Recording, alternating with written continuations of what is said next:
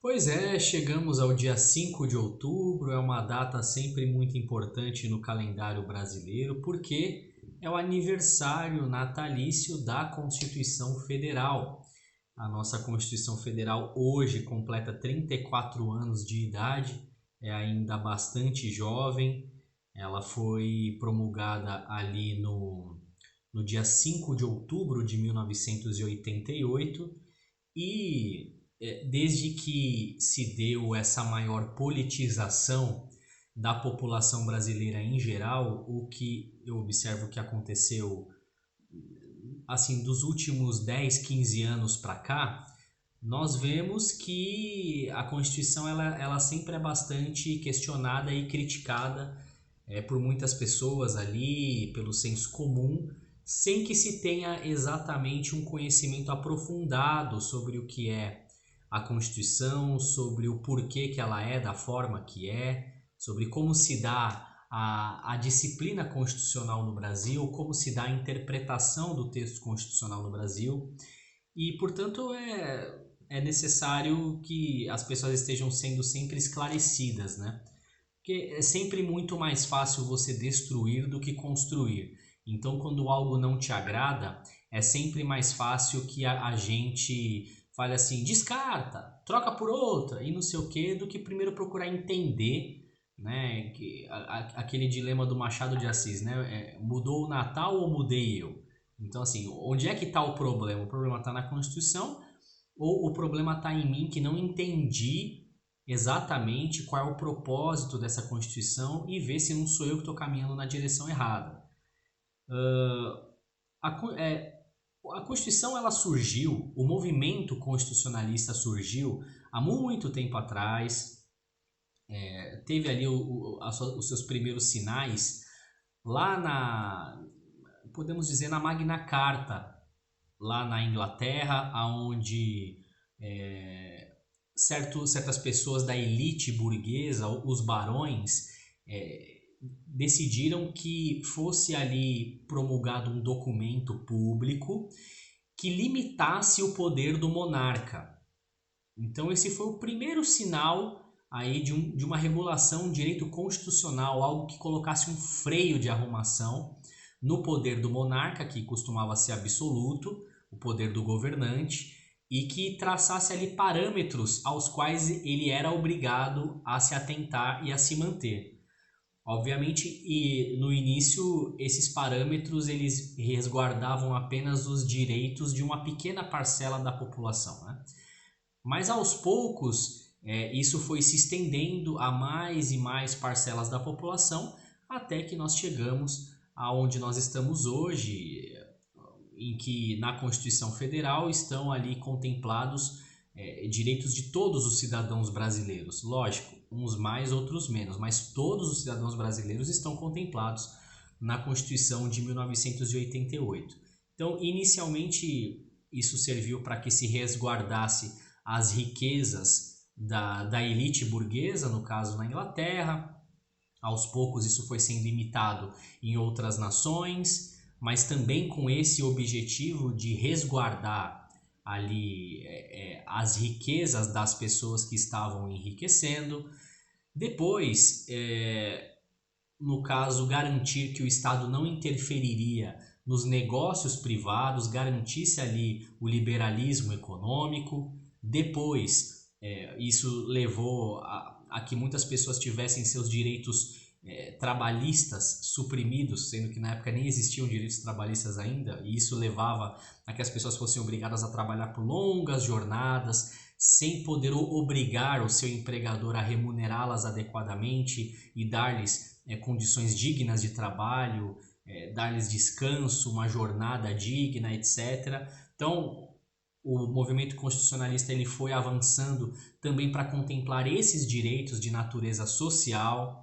É, aos poucos também foi se garantindo que, dentro do direito constitucional, através das constituições, o Estado fosse obrigado a efetivar certas prestações aos cidadãos, no caso do amparo aos vulneráveis, enfim. E assim foi evoluindo. O que acontece é que chegou um momento na primeira metade do século XXI, século XX, na primeira metade do século XX, aonde as constituições de determinados países passavam a prever certas coisas que hoje nós encaramos como absurdas, né? No caso, certas violações aos direitos humanos. Ou seja, as constituições por si só, elas não deteriam toda a legitimidade para que um povo fosse governado, para que um Estado pudesse atuar.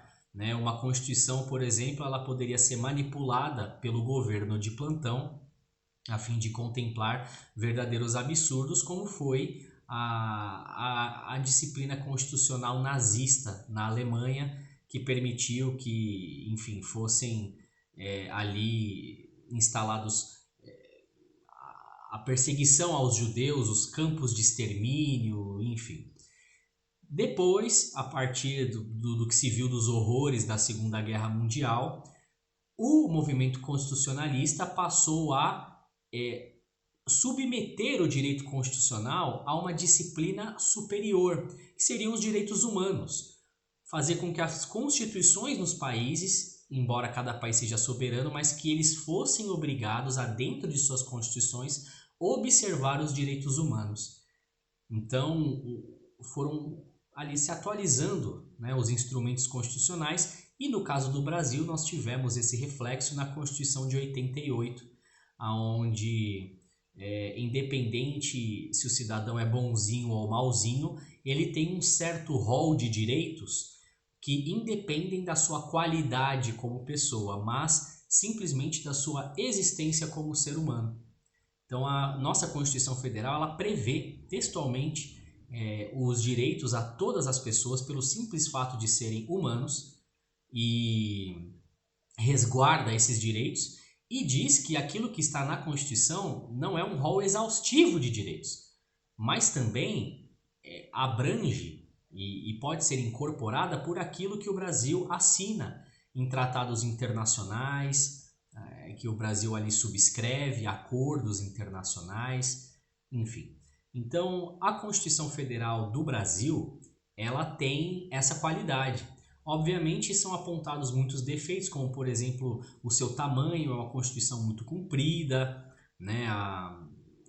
Ela eleva à categoria constitucional diversos direitos que poderiam estar contemplados apenas na disciplina infraconstitucional. Porém, isso, num país como o Brasil, isso acaba se fazendo necessário, porque muitas vezes a Constituição Federal ela é a última trincheira, né, que as pessoas mais vulneráveis têm para buscar a tutela dos seus direitos através do Poder Judiciário. Então, no Brasil se faz importante, né, um instrumento como a Constituição e o instrumento da qualidade da Constituição de 1988. Muitas pessoas acabam invejando, por exemplo, a Constituição dos Estados Unidos, que é mais sintética, é mais resumida, não é analítica como é a do Brasil. Né? Então, lá nos Estados Unidos a Constituição tem poucos artigos e etc, etc. Mas nós não podemos esquecer que, primeiro, é um povo diferente do nosso, é um povo com uma origem diferente da nossa e é um povo com uma administração diferente da nossa também. Então lá não existe apenas a Constituição Federal, existem as constituições dos estados. E a Constituição de um estado muitas vezes é diametralmente oposta, diferente da Constituição de um outro estado. Então você não tem necessariamente menos leis ali. Né? Você tem uma maneira diferente de organizar a disciplina normativa, a disciplina constitucional. Então, muitas vezes o desconhecimento que as pessoas têm acerca da Constituição brasileira pode levar a certas opiniões equivocadas, a certos pontos de vista que não se sustentam diante da realidade dos fatos. Daí a importância dos operadores do direito, os professores, os advogados, os bacharéis, os juízes, promotores, defensores públicos, enfim, todos os operadores do direito, todo mundo que trabalha com isso, que é formado nessa área, para que possa ajudar a melhorar a qualidade do debate público. Né? Isso é muito importante. Nos últimos 4 anos aí nós nos deparamos com diversas questões constitucionais que tiveram que ser decididas e resolvidas ali pelo Supremo Tribunal Federal. Muitas pessoas acabam opinando nesse sentido de uma maneira desfavorável, negativa, por não conhecer o que diz a Constituição, né? Então, por exemplo, aquilo que é dito, porque o governo federal foi impedido de atuar na pandemia, foi limitado a enviar dinheiro aos estados e municípios. Sim, mas o que é que a Constituição Federal diz a respeito disso? Será que lá já está previsto esse tipo de disciplina? O que é que está previsto a respeito das normas infraconstitucionais que devem submissão à norma constitucional, como por exemplo a Lei 8080, que disciplina ali o modelo do SUS, né? Então, muitas vezes as pessoas elas manifestam opiniões com base naquilo que elas acham que seria melhor ou que seria justo, mas sem conhecer exatamente qual é a regra do jogo, né? Quais são os parâmetros estabelecidos pela Constituição do seu país? Você conhece? Você já leu a Constituição? Leia, experimente fazer isso, leia de carreirinha, sabe? Vá lendo, do começo ao fim, da primeira à última palavra. Isso já vai mostrar a você certos direitos e certas obrigações que você talvez não conhecia. É um exercício que todo cidadão brasileiro deveria fazer, sem dúvida nenhuma. Bom, cá estamos nós, 5 de outubro, 34 anos da Constituição Federal, um belo instrumento de direito, uma bela carta constitucional, um belo instrumento de proteção de direitos e que todos nós precisamos conhecer para aí sim podermos adentrar essa arena de discussão, não apenas a arena política, mas me refiro também à arena jurídica, né, da atuação jurídica e muitos de nós podem atuar nessa arena jurídica mesmo sem ser advogado. Podemos ali buscar através das nossas próprias mãos, dos nossos próprios esforços, a tutela dos nossos direitos com base naquilo que está previsto na Constituição Federal. Esse é o recado de hoje. Muito obrigado pela sua atenção. Juliano de Henrique Melo, advogado nas áreas criminal e civil. E a gente volta com mais vídeos.